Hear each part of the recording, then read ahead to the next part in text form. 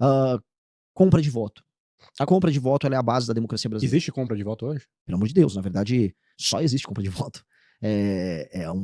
Quanto mais você desce na pirâmide social, mais a compra de voto está presente na vida das pessoas. O Brasil provavelmente é a democracia no mundo que mais tem compra de voto. E você tem a compra de voto, vamos dizer, estrito senso, que é chega a época da eleição e uma família vai receber uma grana do cabo eleitoral ligado ao político. Então, em geral, o político ele paga aquilo que ele chama de lideranças, ele pega uma grana com caixa 2, e a liderança vai na casa das pessoas, quantos votos eu vou trazer aqui? Pô, tem minha família toda, umas 7 pessoas. Vou dar aqui então, R$600, leva a volta a família inteira, às vezes R$1.000, dependendo da eleição, especialmente eleição de vereador. Isso é a compra de voto estrito senso. Ela acontece muito em cidade pequena e muito em cidade pobre.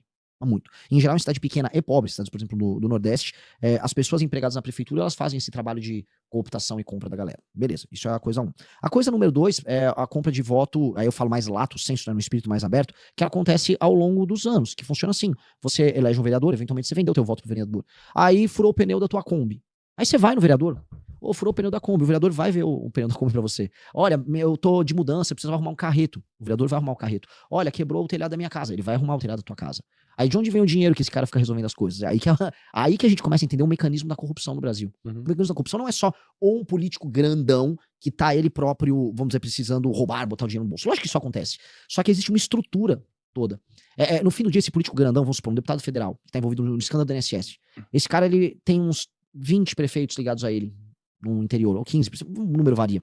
E esses caras têm outros tantos vereadores. O dinheiro tem que fluir do topo pra base. Então tem que ter uma empreiteira ligada a esse deputado que vai operacionalizar a emenda dele com o prefeito daquela cidade, e um pedaço, a reserva técnica, vai ser separado ali como superfaturamento, e aí você vai pegar isso em cash, e aí você toca com a sua base. Aí chega o vereador, você tem 200 conto aí pra gastar, ou o próprio vereador participa de um contrato com a prefeitura. E aí cada um cria o que eles chamam de estrutura, que é essa estrutura de atendimento aos eleitores nas cidades, que acontece ao longo dos anos, é um processo.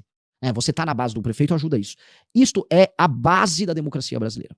E isso, a não ser que entre alguém, no caso, eu tô propondo isso, que criminalize muito tudo isso vai continuar distorcendo totalmente o sistema político brasileiro.